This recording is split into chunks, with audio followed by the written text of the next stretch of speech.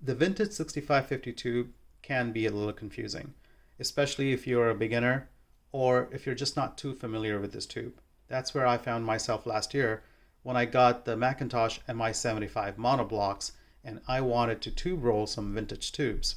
Of course, there's some differing opinion online in terms of what people prefer, but the confusion was more around the manufacturers and different types of the 6550 tube. For example, in terms of manufacturers, there's TungSol, there's RCA, there's GE, Sylvania, and others. There is Coke bottle 6550, straight bottle 6550, black plates, gray plates, plates with holes, and so on. So I found it to be quite a challenging and daunting task to figure out what to get. To demonstrate quickly in this video, I will just talk about the manufacturers in this video, and I have in front of us here lined up a few 6550 tubes, and we're going to quickly go through each one of these and try to see if we can get the manufacturer right by looking at the labels. So let's start with this very first tube here. This is a TungSol 6550 tube, right? If you said yes, that would be correct. This is a TungSol 6550. Next, we have this tube. This is an RCA 6550 tube, right? If you said yes, that would be incorrect. This is a TungSol 6550 relabeled as an RCA. Next, we have this tube. This is a GE 6550 tube, right? If you said yes, that would be incorrect. This is also a TungSol relabeled as a GE. Next, we have this tube. This is a Sylvania 6550 tube, right? If you said yes, that would also be incorrect. This is also a TungSol relabeled as Sylvania. Next, we have this tube. This is a GE 6550 tube, right? If you said yes, that would be correct. The straight bottle, I learned, is a GE tube. So a straight bottle 6550 was manufactured by GE regardless of the label, versus the Coke bottle, it turns out, were all manufactured by TungSol and relabeled as other manufacturers. So this GE is actually a TungSol and this GE is a GE. So straight bottle, GE, Coke bottle, TungSol. The last tube here is a Sylvania, right? This is a straight bottle, however. So if all Coke bottle are TungSols, are all straight bottles GE? Well, this is actually a Sylvania 6550. So Sylvania also manufactured 6550 tubes, and they manufacture a straight bottle 6550 tube, which is not the same as this straight bottle GE tube. I'll go into the details of these two tubes in another video, but just to show here, this Sylvania, again, the Coke bottle, is not a Sylvania tube. This is a TungSol tube relabeled as a Sylvania. The straight bottle Sylvania, however, is a Sylvania. Now, the difference between these two tubes, one is bigger, the other is slightly smaller. But apart from that, these tubes look very similar in their design. The Sylvania just happens to be slightly smaller. That's about it. I'll make a separate video about these two tubes, and I'll also do another separate video with the TungSols and deep dive on those as well. But in this video, I just wanted to focus on the manufacturers of the 6550 tube. Let me put these away and briefly talk about the history of the 6550 tube. What I was able to read and gather is that in the late 40s and early 50s, there was this growing demand from the audio segment in terms of higher watts and higher power in tube amps. And that demand was being met by the tube manufacturers and the tube amp manufacturers by using the smaller tubes preceding the 6550 tube. These were the 6L6s, EL34s, KT86, and so on. However, those tubes had to be put in a configuration of 3 or more tubes per channel to achieve 100 watts or more. So the tube manufacturers And tube amp manufacturers were looking at ways to breach and break that 100-watt barrier in a more easier way, because having the smaller tubes in a 3 or 4 tubes per channel configuration meant that it was a more complex design. It was an unstable design, and so they were really looking for a tube that could fill that demand. And that's when TungSol, in around late 1954, early 55, is when they came out with the 6550 tube. This tube was launched by TungSol, and TungSol beat the other tube manufacturers like RCA, GE, Sylvania, and others to the punch by coming out with this big tube. When I say the big tube, it's literally bigger than the previous tubes that came before it. For example, this is an EL34 next to the TungSol, and of course here's a tiny little EL84, and you can see how much bigger that tube is. So TungSol came out with the 6550, and it looks like the other manufacturers did not want to reinvent the wheel. So they had TungSol manufacture the tubes for them, the GE, RCA, Sylvanias. They had them manufacture for them, and they put the labels on it.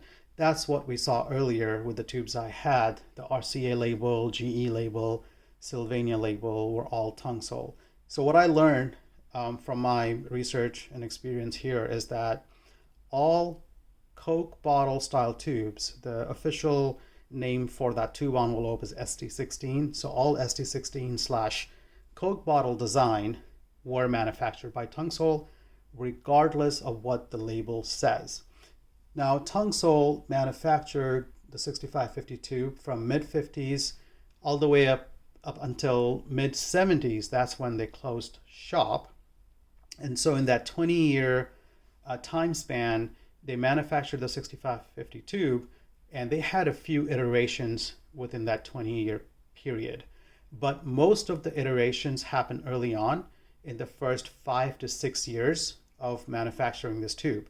That's when they switched from black plates to gray plates, solid gray plate, plates with holes, getter positions were changed from top to the side, and so on. I'll do a separate video doing a deep dive on all the different variations and iterations of the TungSol 6550 tube. That will be a separate video. And in around 63 or so, they came out with the gray plate 3-hole, and that was in production for well over a decade, until mid-70s. So that's a more recognizable TungSol 6550 tube. So when people say 6550 TungSol, that's what comes to mind, because that was, I guess, just by being in production for well over a decade, just more of those available, and that's what most people are familiar with. But the earlier ones, the solid plates and the black plates, seem to be more rare. So chronologically speaking, just a couple of years after TungSol launched the 6550 tube, the British company GEC came out with their version of a big tube that would essentially offer the same thing that TungSol 6550 did, is offer that higher watts at a more stable design. And that was the KT88 tube, which was a bigger, badder version of the KT66 tube.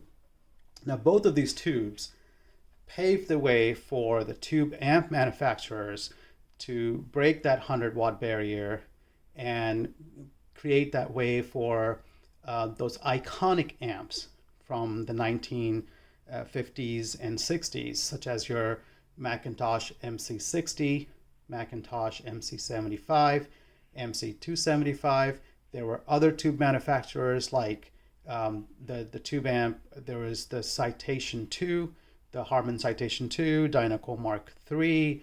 There were Fisher amps, Heathkit amps, Leek amps from the British manufacturer. There was Stromberg Carlson, Leslie, and other guitar amps as well that utilized the 6550 tube and the KT88 to deliver more than 100 watts.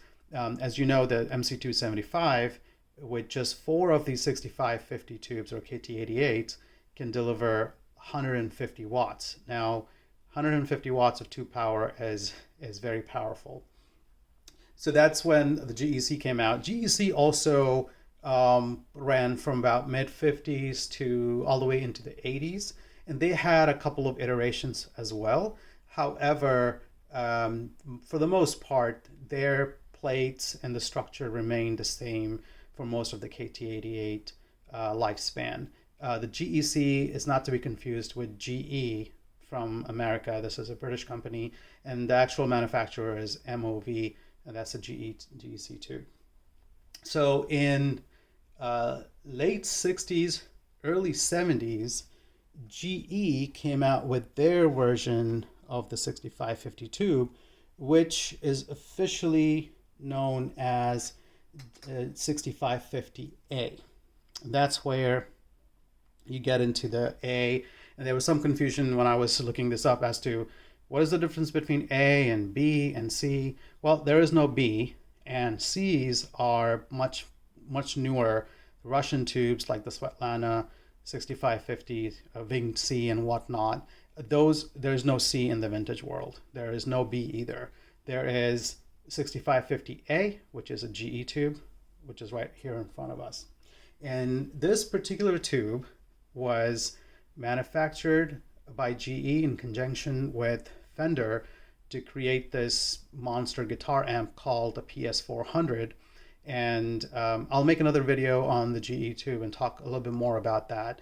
But this tube is supposed to be a more robust tube. It's able to take a pounding and deliver and just take more load in terms of volts. And it's got a 5-ply plate material and reinforced glass and so on. GE came out with this tube in 1971. This tube was in production for a couple of decades as well. From what I have read, they produced these tube into late 80s and even as late as 1991 is what I've heard. There was one other iteration of this tube that came out in the late 70s. So there's two versions of this GE 6550A tube. I'll cover that in a separate video. And at around the same time, early 70s, Sylvania came out with their version of 6550 tube, which is also a straight bottle tube. Looks a lot like the GE. A lot of times people confuse the Sylvania 6550 for the GE 6550A. As you can see, they look very similar. Unless you put them next to each other, you could tell that this is a much smaller tube, about 20% smaller than the GE 6550A. So what we see here in front of us are literally all the different manufacturers of the 6550 tube. For the 6550 variant, we have TungSol, GE, and Sylvania. And the GEC KT88 is its own category in its own tube. As you can see, it's the biggest of the bunch. But when it comes to 6550, just three manufacturers: TungSol, GE, Sylvania.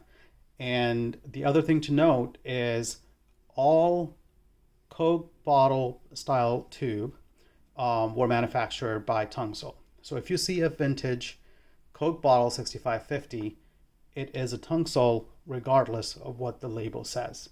When it comes to straight bottle, there could be two manufacturers. The bigger one is the GE, the smaller looking one is the Sylvania. So there you have it. All Coke bottles, TungSol. Straight bottles, it could be a GE or a Sylvania. The smaller one is a Sylvania 6550. There is no A designation with Sylvania either. It's just called a Sylvania 6550. Whereas the GE has the A designation. There's no B, there's no C, just the 6550A from GE. So that's what I wanted to make the video about. I have been fortunate enough to acquire quads and different variations of these tubes to really do an A/B and find the tubes that I like. Have a little bit of an OCD to try different things and make sure I try everything before I settle on something. So I have my personal preferences with these tubes, and again, they're my personal preferences. You may not agree with that, and that's totally fine based on your ears and your system. That totally makes sense. I was not going to make this video, but my friends insisted that I make it so that it serves as a reference for anybody who may be interested in in looking at these tubes. So I hope you found this video helpful. I hope I was able to address some of the confusion around the 6550 tube. And yeah, I'll make a couple of other videos doing a deep dive on the GE and the TungSol tubes, maybe the KT88 tube as well. Thank you for watching.